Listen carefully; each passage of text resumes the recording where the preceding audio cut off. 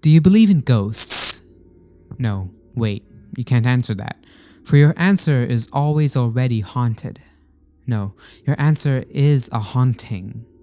We live in a society of the living dead. We act, talk, and dance as the puppets of the long gone. Through us, they persist. They be.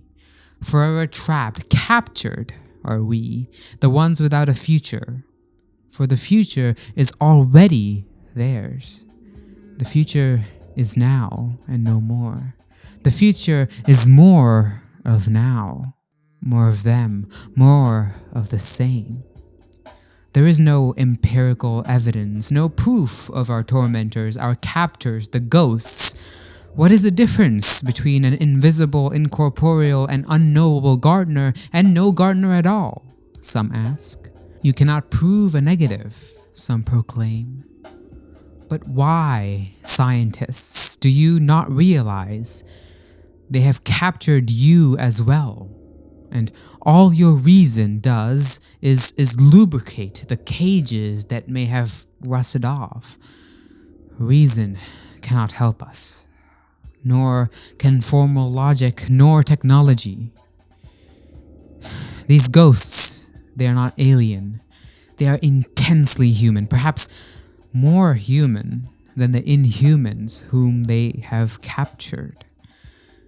What follows is an examination, a discussion of ghosts through video games. Ghost Trick Phantom Detective is a Capcom puzzle game which involves you playing as a ghost. Immediately you are thrown into the midst of things. A dead body, a man with a gun, a woman being threatened. Bang! The woman is dead. But of course, you too are dead. You move your incorporeal being from one object to another. You move them, change them. You make it to the woman's body and there she is. But she has a soul.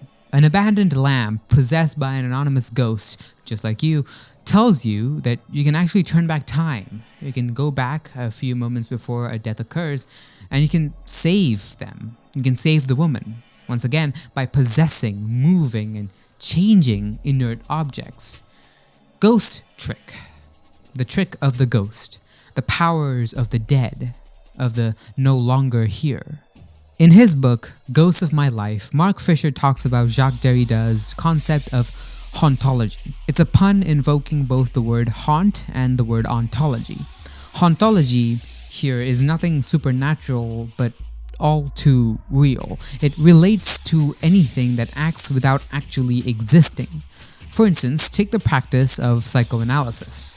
Fisher names it the science of ghosts, as it reduces psychic phenomena down into the subject's past, whether that be in the name of the father or the Oedipus complex. It is something long gone, something no longer here, that's still haunting or dictating the actions and existence of the present existence of the subject. Here too, Sizzle is a ghost, a no longer. He is dead. The center through which he would exert force into the world is already destroyed. And yet he remains. He acts and dictates not only the actions of people and objects, but also the fate of many lives. This is what a ghost is. The Silent Hill franchise, especially 2 and 3 in my opinion, illustrate hauntology the best. In Silent Hill 2, you are James Sunderland, a widower who has driven all the way into a sleepy town in search of his wife, all because he got a letter claiming to be from her. There are ghosts, monsters, and other supernatural phenomena happening in this place, yes, but what makes these phenomena interesting is precisely how personal it is for James. Silent Hill is his personal hell, a haunting, a force from something that's no longer. It is guilt, regret, remorse over his own past actions, something that has been done and long gone, that drives him, traps him, and leads to his own undoing. What is scary about Silent Hill is not the monsters or the aesthetics, it's the fact that your actions, your physical exertion of energy into the universe does not just go away. Even after it is done, days, months, years, or even centuries later, they will come back. They will haunt you. It is often joked about how impulsive James acts. jumping into bottomless dark pits, crawling into crevices, and plunging his hands inside unknown deep holes. As much as it is a genre norm, this is Silent Hill, James's personal hell, the return of his repressed, the haunting of the no longer. Impulsive, extreme acts are exactly what he's running from, and hence exactly what he runs into doing. Silent Hill 3 takes this idea, but perhaps pushes it to a more concerning territory. James's ghosts are of his own creation, but Heather's isn't. Heather's ghosts belong to her dad and the cult that made her. She's totally detached from what's haunting her, and yet it is deeply personal to her. If the true horror of Silent Hill 2 was the fact that your actions, even if they have passed, still haunt you, then the true horror of Silent Hill 3 is precisely that they will haunt you even if those weren't your actions. This idea that the power of something remains even after the thing itself is not there is hauntology. Interestingly enough, Fisher not only identifies ontology in the no longer, but also in the not yet. The specter of communism that is haunting Europe, that is mentioned in the Communist Manifesto, is a hauntology of the not yet. It is the power of something that does not exist yet. Communism haunting Europe, not letting the capitalist class get their ends without resistance. This hauntology of the future is important because it is the cause for melancholia. Melancholia, as Fisher describes it, unlike mourning, which is to lose an object of desire, is to both lose an object of desire and yet hold libidinal attachment to that lost object. While the definition would lead one to think of some sort of tragic loss, what if the loss was of something that we never really had to begin with? Instead of a loss of a loved one or a breakup, what if it was the loss of someone who never really had anything to do with you? What if that which was lost was not even here yet, a lost future? In Soma, we find ourselves violently launched into the future. A future filled with water, malicious unhumans, and rusted technologies. We are not from this time. We were never meant to see any of this. We are face to face with the ghost that was haunting us through the futuristic techniques that we go through in the beginning of the game. We are mourning a future that could have been, while at the same time not giving up on the possibility for such a future as exemplified by the Ark. We are a being out of time, a being in a failed future, what should have been a life saved and made immortal by the progress of technology, now a wretched, monstrous life. The machines, the deep underwater structures, the decrepit tech, they all signify the devastation of the failure. We are an alien in a place that cannot be made familiar. In Evangelion, complete human instrumentality future haunts Neo-Tokyo.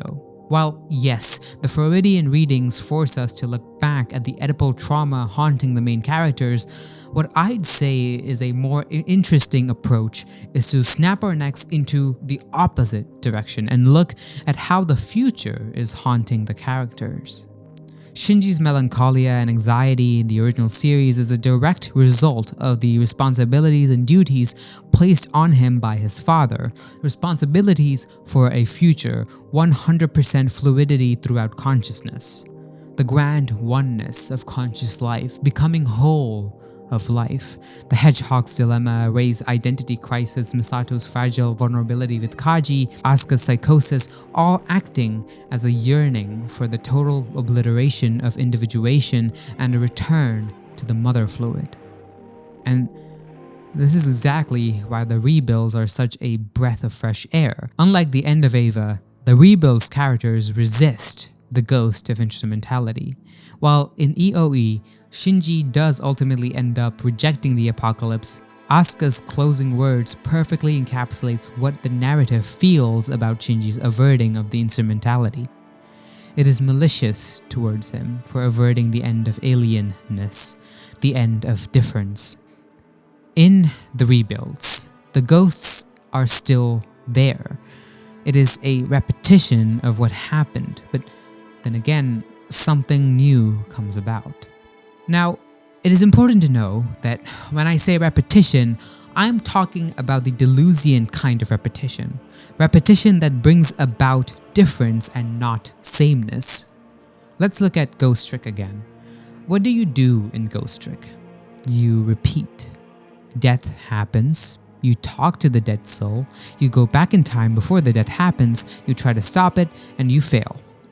When you fail, you repeat the process, start again, but now with a greater understanding of what works and what doesn't, and so you try something new until a genuinely new outcome comes to be, that is to say, the life is saved. It is not a coincidence that the plot of Ghost Trick has to do with a lot of repetitions. We see repetition not just in the gameplay but also in the settings, plot beats, characters. Death repeats, Lin dies, Missile dies, Camilla gets captured. The same trap room is repeated. Blue-faced, cartoonish, evil people do bad things, but each repetition brings about something new. Stuff happens, insights multiply. The repetition of difference. How do you kill a ghost? You bring it back to life. Repeat life, repeat potential for newness. In Ghost Trick, Sissel's power is only to bring about the potential energy of an object. If he possesses a fridge door, he can only open the door, which is a motion already latent within the object itself.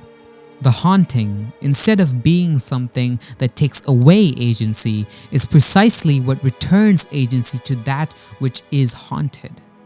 There is a reason why Hegel calls the we think, the social reason, or the total ethical and rational consciousness of all humanity, spirit.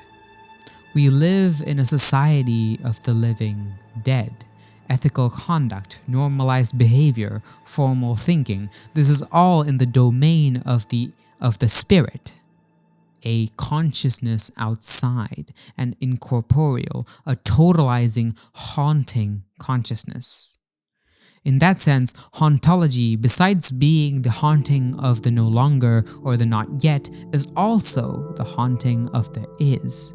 The spirit, unified consciousness, dictates our lives, smooths over alien details, and structures social life. At the same time, it gives us agency, situates us in a meaningful context, and translates us from noise. The many random objects with potential energy we encounter throughout the game only have a meaningful existence when we possess them, bring out their latent movement to save lives. Hauntology is a necessary condition for individuation, a condition we must reconfigure, not destroy. For total exorcism of the ghost is to live without a future, and a total possession of the alien is to melt into the LCL. Thanks for watching.